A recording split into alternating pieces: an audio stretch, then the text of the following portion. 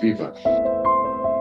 Estamos a gravar este programa dia 6 de outubro, uns dias antes das próximas eleições autárquicas, dia 12, e convidamos para nos falar sobre sondagens a professora Paula do Espírito Santo, que é professora associada com a agregação da Universidade Católica de Portugal, onde leciona desde 2014.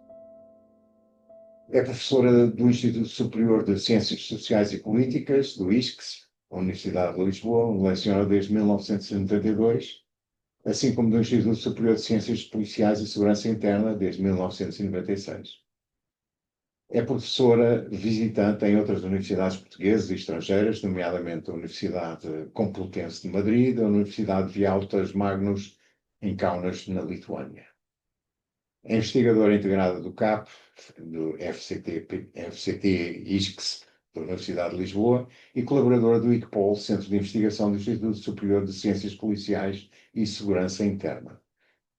Os seus interesses de investigação são a comunicação política, as campanhas eleitorais, a cultura política, a metodologia das ciências sociais, a análise de conteúdo e sondagens e comportamento eleitoral. Tem coordenado e participado em vários projetos na área da ciência política, metodologia das ciências sociais e comunicação política. Dentre os últimos destaques o projeto internacional Members and Activists of Political Parties, onde coordenou juntamente com Mark Lisi a investigação a nível dos filiados e ativistas portugueses em perspectiva comparada.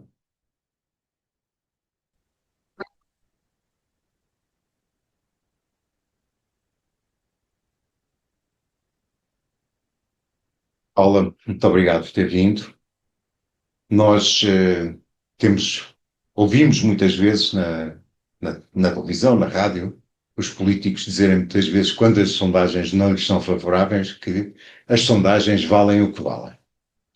E isso é uma situação que queríamos aqui um bocado desmistificar o que é que se passa à volta da sondagem, realmente, qual é o seu valor portanto, poderíamos começar por o que é que são essas sondagens, como é que tudo isto funciona. Bom, antes de mais, as sondagens são um instrumento científico, técnico-científico, tem mais de 100 anos, baseado na estatística, depois baseado também em várias áreas, como a psicologia, a sociologia, a ciência política, foi desenvolvendo ao longo do século XX, sobretudo no início do século XX, e tem vindo a trazer novos enquadramentos do ponto de vista da profundidade e da maneira como se trabalha as sondagens.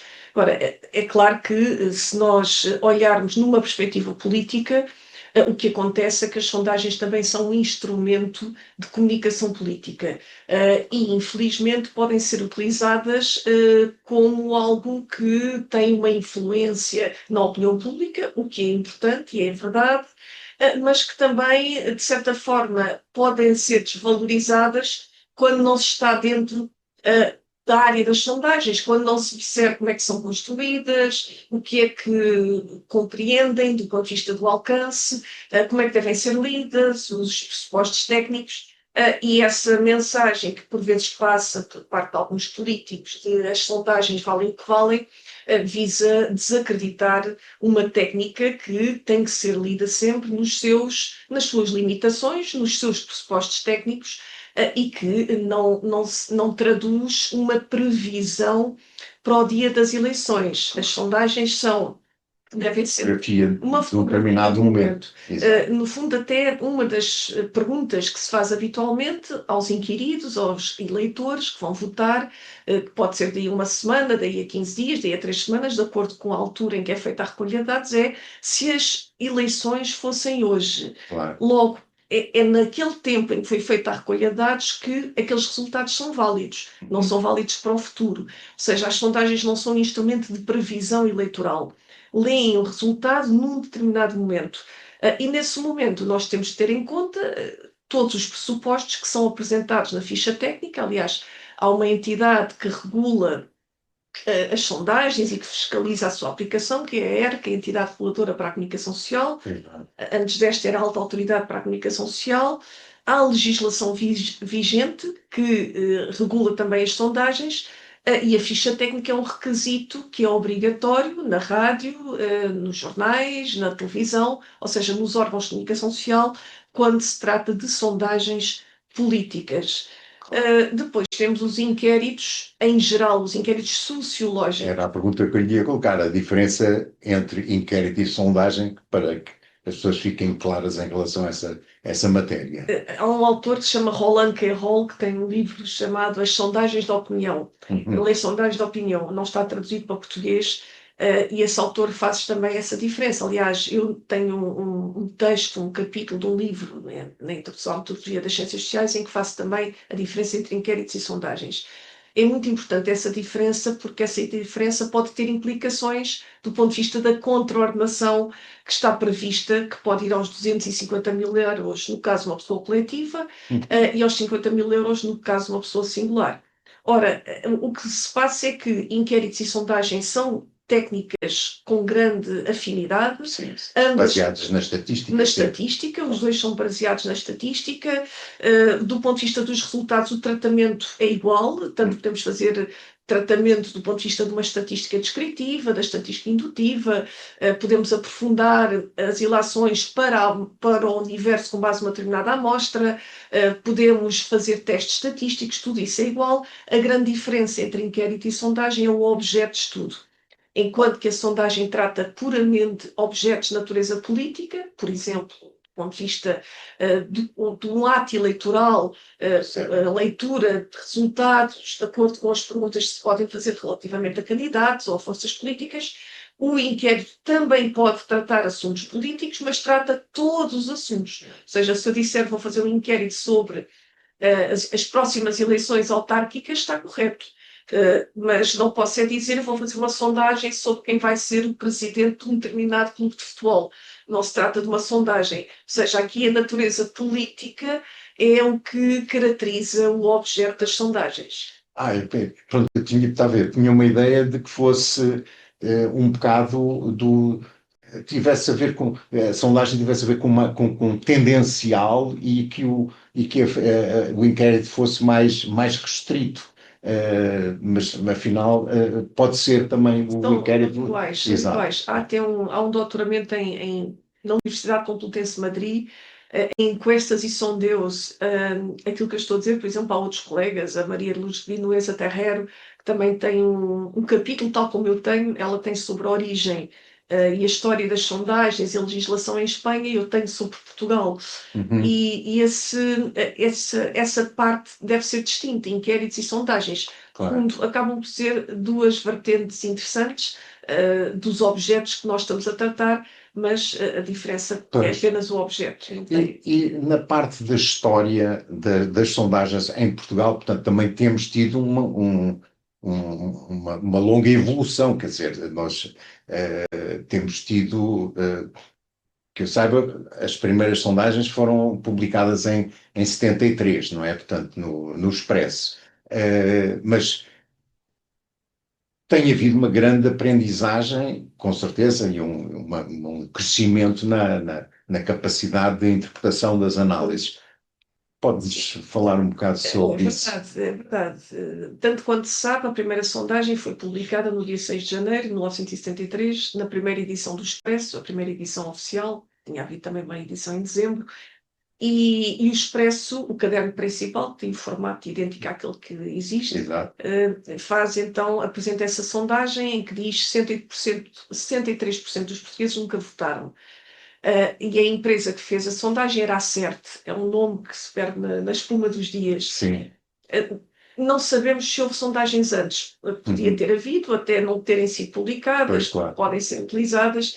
Sabemos que havia um instituto, que era o IPOP, o Instituto Português de Estudos de Opinião Pública, que é criado em 67, ainda no antigo regime, que começa a fazer estudos de opinião. Aliás, se formos fazer outra vez o paralelismo com Espanha, por volta da mesma altura, cria o SIS, Centro de Investigações Sociológicas, que ainda existe e que faz estudos de opinião.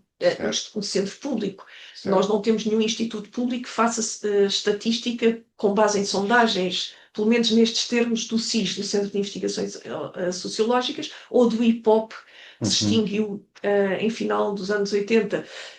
E isto significa que temos vários centros de sondagens ligados às universidades, empresas privadas que fazem sondagem, que estão credenciadas na ERC, que é um dos requisitos para poderem funcionar, e têm também que depositar previamente as suas sondagens antes destas serem divulgadas nos órgãos de comunicação social. Quem realiza a sondagem tem que a depositar e só depois é que pode ir para o ar. Esse é um motivo de contraordenação. Por exemplo, não ler a ficha técnica ou não mostrar com detalhe também é um motivo de contraordenação, seja na rádio que deve ser lida, seja na imprensa que tem que ter lá o seu espaço para apresentar, ou seja na televisão, ficha técnica que tem que ser lida. Mas voltando um pouco à história, a sondagem do Expresso naturalmente tinha resultados, tinha uma indicação ampla de qual era o universo, a amostra, mas não tinha muito mais. Ou seja, a ficha técnica é um elemento que é introduzido com a lei de 91, que aliás é a primeira legislação que nós temos em Portugal sobre sondagens é de 74, no próprio ano da Revolução, 15 de novembro de 74, em que se proíbe a publicação de sondagens a 2 meses das eleições, o que é interessante. Ou seja, quer dizer, é interessante saber os resultados a 2 meses. E é interessante, um anacronismo. É um anacronismo. E em 74, quando se está a refundar o país, há uma preocupação com sondagens, o que é também significativo sobre as implicações sobre a opinião pública que estas podem ter. Bem, isto tem algumas justificações, uma delas vem de França, em que se sabe, há um estudo nos anos 60 em que se demonstra que as sondagens influenciam a opinião pública. Bom, e em 74 o legislador acaba por, quando se começa a legislar sobre sondagens, a parte da proibição de publicação nos órgãos de comunicação social tem então esse período de 2 meses. Aliás, esse período vai sendo revisto, porque em 76 reduz apenas nas eleições autárquicas para 15 dias. Em 79, aliás, também se reduz nas presidenciais para 15 dias. Depois, em 79, aumenta-se o prazo para 80 dias, no caso das legislativas apenas. Isso é extraordinário, não tinha noção dessa. Isso é quase que um absurdo. Completamente. E então, depois há um conjunto, à medida que vamos avançando, sempre com esta legislação, mas em 91 nós temos então um novo quadro legal que diminui o tempo para 7 dias, independentemente do tipo de eleição. Claro. Curiosamente, quem faz alguma pressão para que isso aconteça é o António Barreto, um sociólogo, conhecido Ministro da Agricultura, Lei Barreto, e é também Pinto Balsemão. Estamos a falar um tempo antes o que é interessante, ele é o fundador do Expresso. Exatamente. E 2 ou 3 anos depois vai a ter a SIC, não é? Exatamente. Claro. Pode haver relação, não sabemos saber, mas ele de facto é um dos subscritores que pede que se reveja, porque em Itália eram 5 dias, nos Estados Unidos não havia tempo de proibição. Eles dão um conjunto de comparações e em Portugal eram 80 dias para as legislativas, 15 dias. Bom, os 2 dias atuais são de 2000, da lei 2000. Pronto, já temos 25 anos de... A lei altera, no entanto a lei não era... A lei precisou de várias portarias para entrar em vigor.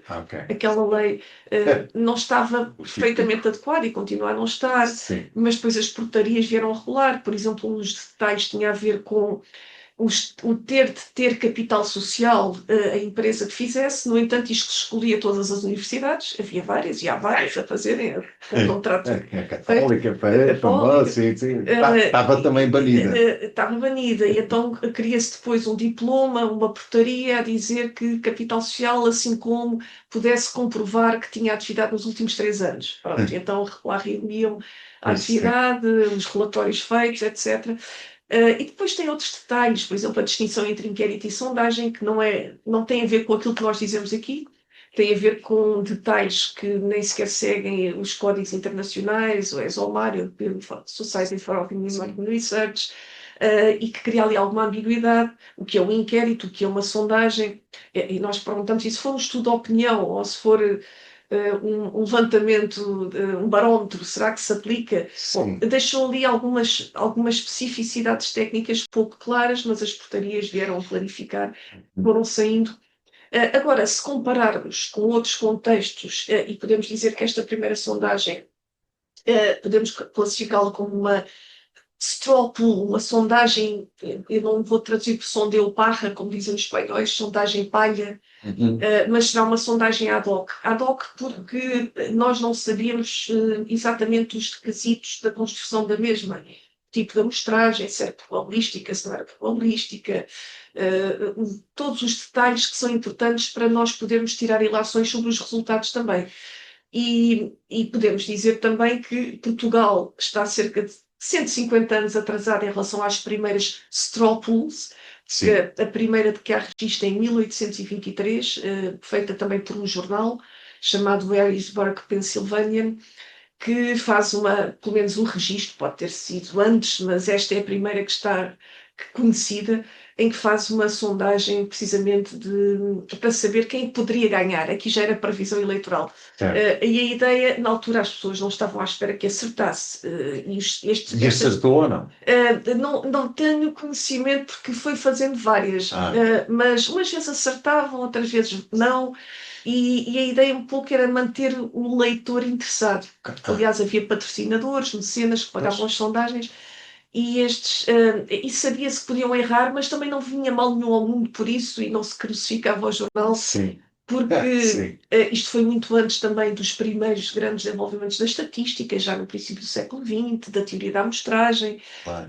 Por isso fazia-se aliás, normalmente a amostra que era utilizada era das próprias pessoas que faziam o curso do Mississippi, onde o jornal era distribuído também. Assim, por isso, independentemente de onde é que eram as eleições. Exatamente. Então era um bocadinho uma amostra que nós hoje podíamos designar uma amostra acidental. Não tinha, nós hoje designamos quando há uma recolha que é mais ilustrativa do que propriamente representativa, que é aquilo que a amostra tem que ter e aquilo que a sondagem deve ter. Mas isto nos Estados Unidos, mas se formos ver em França, na Alemanha, por exemplo, começam-se a fazer sondagens nos anos 60 do século XIX, e nós, a primeira que conhecemos é esta que é publicada no Expresso em 73, ou seja, estamos com 150 anos de atraso. Sim, mas que entretanto e rapidamente apanhámos o comboio, não vamos pensar que estamos ainda. Penso que temos as melhores técnicas hoje em dia. Mas há uma coisa, uma pergunta. Penso que existem também às vezes umas falsas sondagens, ou não, em Portugal não é uma coisa que aconteça muito frequente. Português tem havido casos interessantes de estudo. Por exemplo, quando em 2015 a maior parte das empresas previam que era o PS que ia ganhar. Em 2020? 2015. E na altura que ganhou foi a PAF, Portugal à frente, a coligação, e foi o Passos Coelho, não é, que foi primeiro-ministro durante algum tempo. Exato. Depois houve a geringonça, não podia haver convocação de novas eleições, porque íamos ter eleições presidenciais no espaço de 6 meses, ou antes, menos de 6 meses, e então depois ficou realmente António Costa e o PS. Mas a maior parte das sondagens, e tinha havido a Troika, as polícias perto do cinto, as sondagens davam a vitória ao PS, exceto uma sondagem da Mark Teste, a do Porto, e ainda da Aximage, foram as únicas que acertaram. E aqui pode-se dizer que todas estavam numa circunstância que também não era fácil de se conseguir prever, porque prever no sentido em que saber que se as eleições fossem hoje, é que estavam mais próximas. Isto é, se fizermos a poucos dias do ato eleitoral, nós não esperamos mudanças muito grandes. No entanto, não podemos dizer que vai refletir o resultado de domingo. Não é para prever, é para haver um retrato naquele momento, mas sabendo nós que não vai haver ali um volte-face, pelo menos grande. Agora, o que acontece é que não se trata daquela situação da manipulação das sondagens. Uma sondagem é muito cara, estamos a falar de alguns milhares de euros, e estamos a falar de casos em que as empresas têm a porta aberta e ganham mais se conseguirem destacar-se perante a concorrência. E se conseguirem estar mais próximas de um resultado eleitoral, mesmo que seja uns dias antes, porque normalmente não se fazem recolhas no próprio dia em que é lançada a sondagem, mas se estiverem mais próximas, significa, e há sempre uma proporção de indecisos que tem que entrar também nesta equação, por assim dizer, mas pode-se dizer que essas empresas, pelo menos, são mais valorizadas do ponto de vista da técnica. Agora, haver empresas que colocam sondagens no mercado com o resultado que dá um vencedor de determinado partido. Não temos tido esse tipo de situações. Agora, isso pode acontecer, por exemplo, em regimes, mesmo em regimes democráticos, há algum histórico de alguns casos que podem acontecer assim, mas em países não democráticos é o que é normal. Poderá acontecer. Nós temos sempre dificuldade depois em validar a sondagem, no sentido de perceber se é ou não propositado, não é? Claro. Mas se isso acontecer muitas vezes com uma determinada empresa e um determinado partido, podem-se levantar hipóteses de que pode haver ali alguma contaminação de resultados. O que é uma boa sondagem? Uma boa sondagem, tecnicamente falando, o que é que faz uma boa sondagem? Podemos dizer que depende dos recursos de quem está a pagar. Certo. Mas, então, uma pergunta. Está ligado ao investimento para ter todas as condições? De sondagem, porque uma das diferenças principais tem a ver com o formato da recolha de dados. Certo. Por exemplo, se nós fizermos sondagens telefónicas, nós temos uma sondagem que não é tão cara. Não é tão cara porque não implica deslocações ao terreno, ajudas de custo, não é? As pessoas têm que fazer as suas despesas. Tem que almoçar, às vezes ficar, pernoitar. Normalmente faz só fim de semana, que é quando o nosso público-alvo e os eleitores estão disponíveis, estão mais disponíveis. A pessoa está a trabalhar por turnos. Mas se fizermos uma sondagem random route, ou seja, indo ao terreno, essa sondagem será mais cara. Agora, pode acontecer também, e não estamos a dizer que a sondagem é simplesmente diferente, agora é mais caro. Por exemplo, quando nós falamos da projeção eleitoral, que é o que acontece, as sondagens conhecidas como sondagem à boca das urnas, essas sondagens não se fazem por telefone, que é o dia da eleição. São no terreno, começam na altura em que abre a urna, às 8 da manhã, fecham às 5, fazem a recolha de dados numa amostra que é feita a nível nacional, em vários pontos da amostragem, junto aos locais de voto, e normalmente têm valores que não são os 1000 da amostra, em torno dos 1000, e às vezes chegam a ter 25 mil pessoas na amostra. É muito mais abrangente. É mais abrangente e é sempre random route, ou neste caso, peço desculpa, não será random route, mas será no terreno, junto aos locais de voto das freguesias e assembleias que são... Normalmente, então, selecionadas aquelas que estão mais próximas dos resultados verificáveis.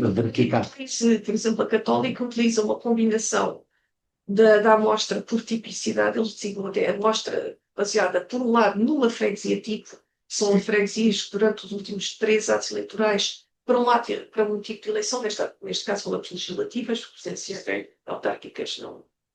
Também pode acontecer no caso autárquico, mas estamos a falar em legislativas, e há freguesias que mantêm estabilidade do voto, e se nesse caso, durante 3 atos eleitorais consecutivos, podem incluir uma parte de freguesias tipo, mas depois tudo o resto é feito numa base probabilística ou aleatória. Ou seja, a seleção das freguesias nos concelhos, nos distritos, é feita de base aleatória.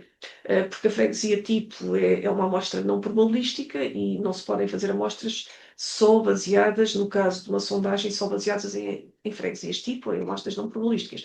Mas há empresas, cada empresa tem também a sua fórmula de cálculo, ou algumas proximidades, mas a Católica realmente utiliza a amostra por tipicidade, em parte, mas não há, vamos dizer assim, se falarmos em cerca de 100 mil euros para uma sondagem, ou em termos de 30 mil ou 40 mil para uma outra sondagem, uma amostra no terreno poderá andar nestes valores, e isto não dá para repetir com muita frequência. Claro. Uma amostra que seja por telefone não implica deslocações.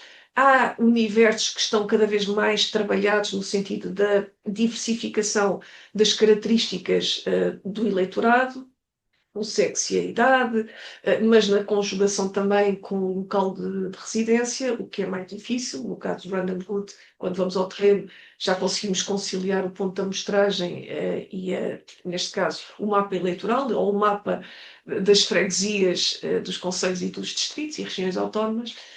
Mas tudo depende do valor, mas pode-se fazer uma por outra sondagem no terreno, mas por regra, há alguns anos que as empresas estão a apostar muito também no telefone. No telefone. E agora, pensando nos telefones, depois, e com esta evolução dos telemóveis e dos tablets e de tudo isso, tecnologicamente, qual é o caminho que está a ser seguido neste crescimento? Pronto, que antigamente não havia internet, não havia nada, e agora temos tudo isso na palma da mão, não é?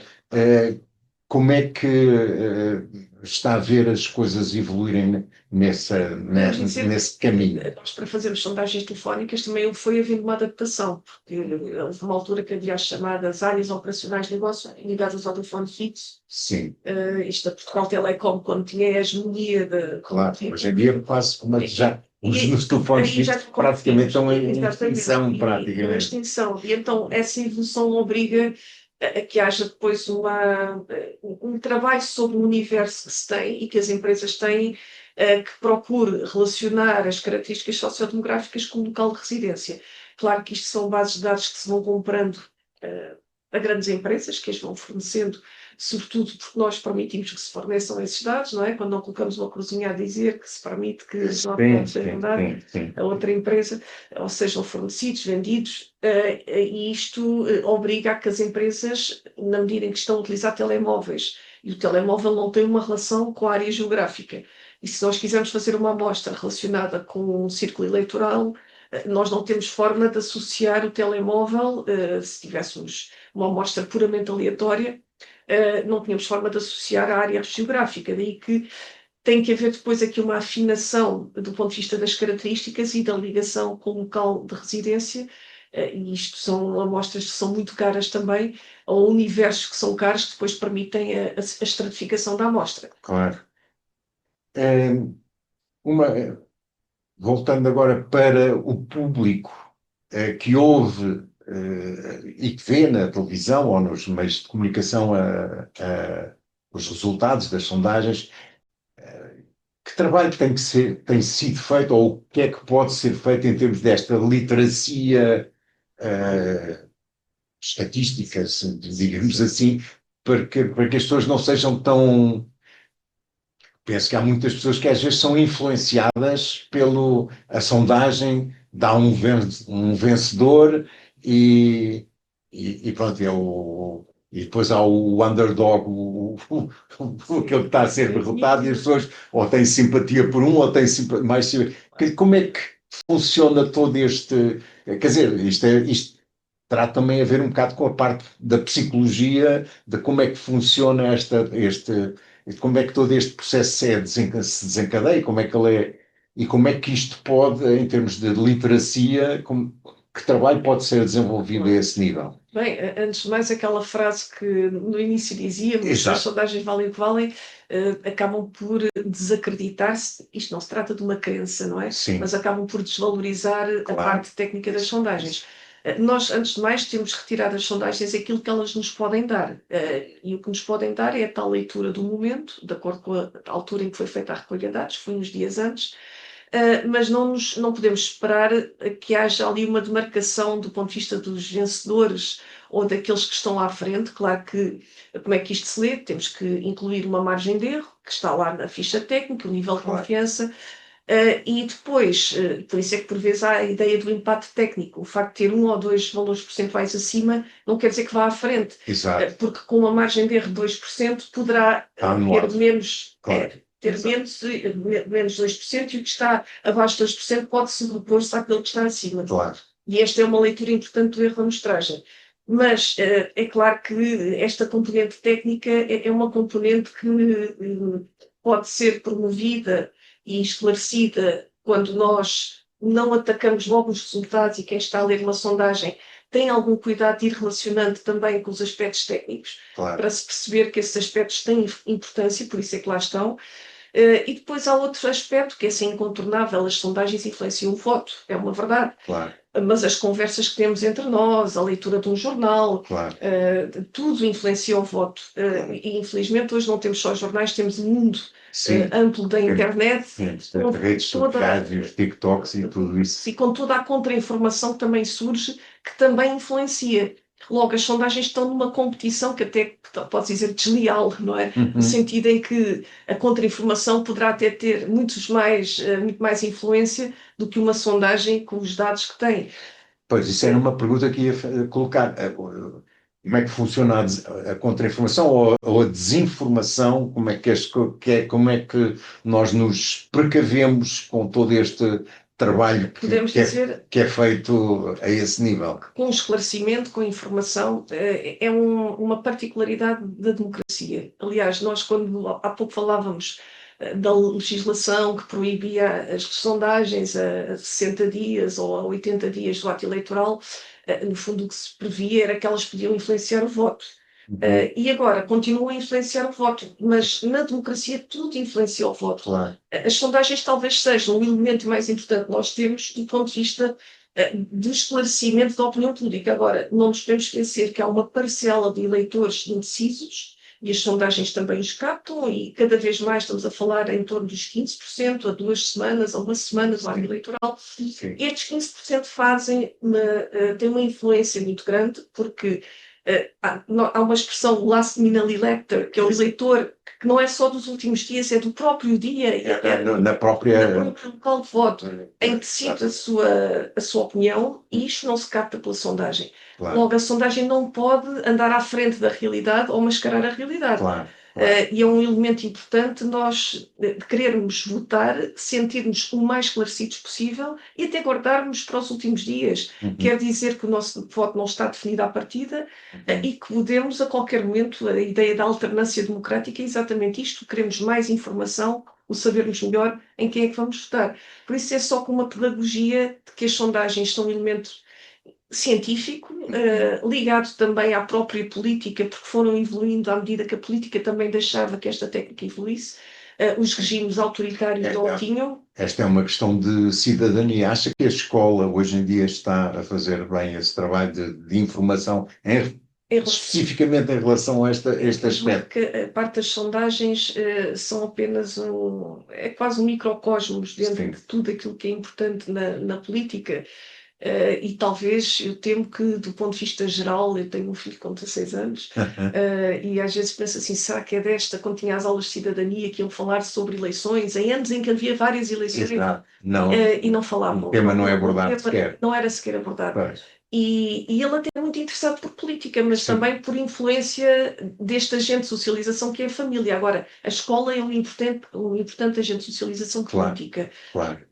Como funcionam as instituições políticas, os órgãos de soberania, a importância das eleições. Discute-se tanto a disciplina de cidadania e este conteúdo da política continua a não ser central, ou pelo menos um dos conteúdos a ser trabalhados.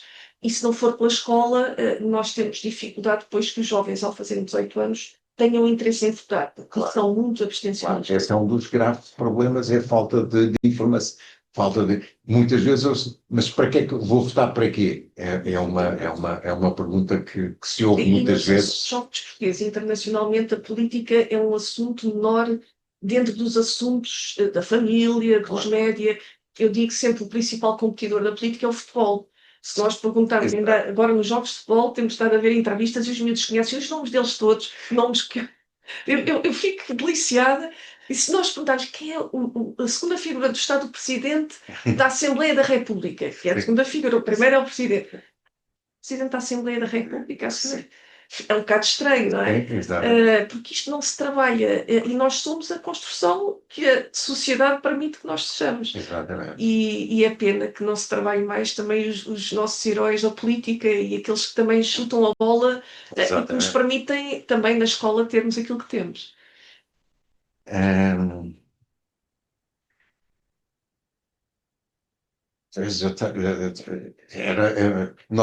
O nosso tempo está a acabar. como é que, o que é, acha que é mais perigoso em relação às sondagens? Uma sondagem mal feita ou uma interpretação enviesada Eu julgo que o mais de uma importante sondagem bem feita, de uma sondagem bem feita? é não, os políticos não temerem as sondagens. Por vezes os políticos parece que têm medo das sondagens, Sim, particularmente pela influência que estas podem ter. Mas eu julgo que as sondagens devem ser vistas como um elemento coadjuvante da política, e devem ser um instrumento de tomada de decisão. Devem servir também para os políticos avaliarem o seu posicionamento junto à opinião pública, se estão a agradar mais ou a agradar menos, e devem ser vistos como um instrumento à borla, porque o partido nem teve que o pagar. exatamente, Quem teve que exatamente. pagar foi o órgão de comunicação social. Por Exatamente. isso, acho que devem ser utilizadas da melhor forma possível, e se as desvalorizarmos, estamos a fazer um mau serviço à democracia, Pois, porque elas não exatamente. são uma bola de cristal. Voltando àquela questão, as sondagens valem o que valem, fazem um mau serviço à nação quando desvalorizam Parece-me que sim, parece-me que as sim. sondagens. A alternativa é voltarmos aos regimes despóticos que não tinham, que não sou eu que o digo, o tal Roland Garros que eu citava dizia que eram regimes, a China de Mao, o Chile de Pinochet, a Argentina de Videla, a Espanha de Franco ou o Portugal de Salazar jamais toleraram as sondagens, é o que diz o Roland Garros. Exato. Não toleravam as sondagens. E aqueles anos em que houve o Centro de Investigações Sociológicas e o IPOP, não se fez nenhum estudo sobre sondagens políticas. Há um trabalho que se chama Os Portugueses e a Política, mas era sobre os bons costumes e a nossa cultura. E em Espanha a mesma coisa. Pois, exatamente. Paula, o nosso tempo está no fim. Muito Obrigada. obrigado. Obrigada eu. O convite é um gosto. Foi um gosto também.